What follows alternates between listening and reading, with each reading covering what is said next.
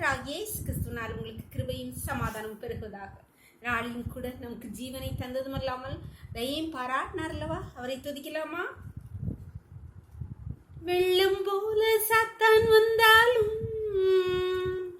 ஆவிதாமை கூடி பிடிப்பார். வெள்ளம் போல சாத்தான் வந்தாலும் ஆவிதாமை கூடி பிடிப்பார். அஞ்சாதேன் மகனே, நீ அஞ்சாதேன் மகளே, அஞ்சாதேன் மகனே, நீ அஞ்சாதேன் மகளே. வெற்றி கொடி பிடித்திடுவோம், நாம் வீரநடை நடந்திடுவோம். வெற்றி கொடி பிடித்திடுவோம், நாம் வீரநடை நடந்திடுவோம். ஒரு வேத பகுதி வாசிக்கலாமா? ஏசாயா 59 அதிகாரம் வசனங்கள் 18-19.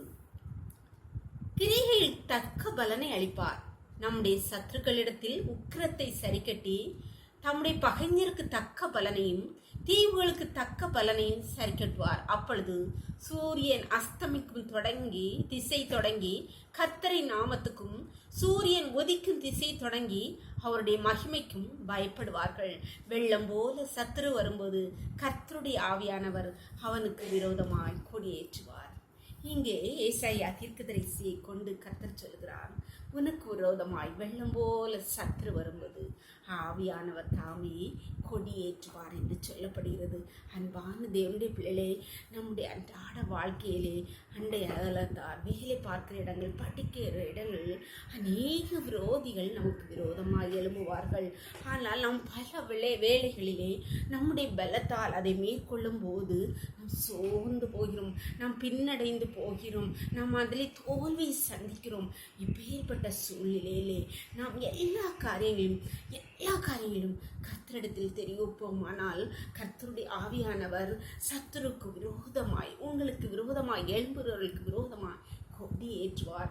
தம்முடைய ஜெய கொடியேற்றுவார். ஏனென்றால் அவர் ஜெயித்தவர். அவர் கொடி ஏற்றினாலே போதும், வெற்றிதான். சத்ரு ஓடி போவான். அதனால கவலைப்படாங்க. எல்லா காரியங்களையும் கர்த்தரிடத்தில் சொல்ல பழகுங்கள்.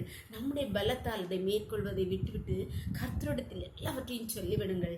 அவர் உங்களுக்கு எல்லாவற்றையும் ஜெயத்தை கட்டளையிடுவார். ஜெபம் பண்ணலாமா? எங்களை நேசிக்கிற எங்களை அன்பின் தகப்பனே, தர்மையான நாளை கூட எங்களுக்கு ஈவாய் தந்தீங்களேப்பா. கொடாகொடி நன்றியப்பா. நாளின் காலை முதல் இம்மட்டுமாய் உம்முடைய தயவுள்ள கரம் கிருபை எங்களை ஒவ்வொருவரையும் தாங்கினதைப்பா. நன்றியப்பா. இப்பொழுது மடியாளோடு இணைந்திருக்கிற ஒவ்வொரு பிள்ளைகளும் கருத்திலே தெரியுமாப்பா.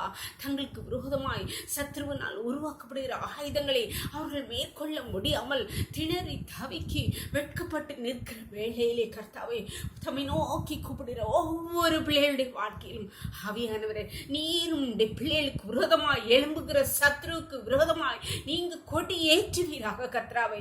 ஒவ்வொரு பிள்ளைகளுக்கு விரோதமாய் எழும்புகிற சத்ரு ஓடி போவானாக, வெட்கப்பட்டு போவானாக, தலை குறிந்து போவானாக தகப்பனே. ஒவ்வொரு பிள்ளைகளையும் உடைய கருத்திலே தருகிறோம். நீர் பிள்ளைகளுடைய வாழ்க்கையில ஜெயத்தை கட்டளையிடுங்க. உடைய கருத்திலே தந்து விட்டோமப்பா. தாழ்த்துகிறோம். எங்களை நேசிக்கிற தகப்பனே அப்பா, ஒவ்வொரு பிள்ளைகளுக்கு வாழ்க்கையிலும் வெற்றியை கட்டளையிடுங்க. சகல துதியும் கனமும் வல்லமையும் பலன் ஞானம் எங்கள் தேவாதி தேவன் ஒருவருக்கே செலுத்துகிறோம். இயேசுவின் மூல ஜெபங்களால் தந்தையே, ஆமென். God bless you. கர்த்தர் உங்களை ஆசீர்வதிப்பாராக. ஆமென்.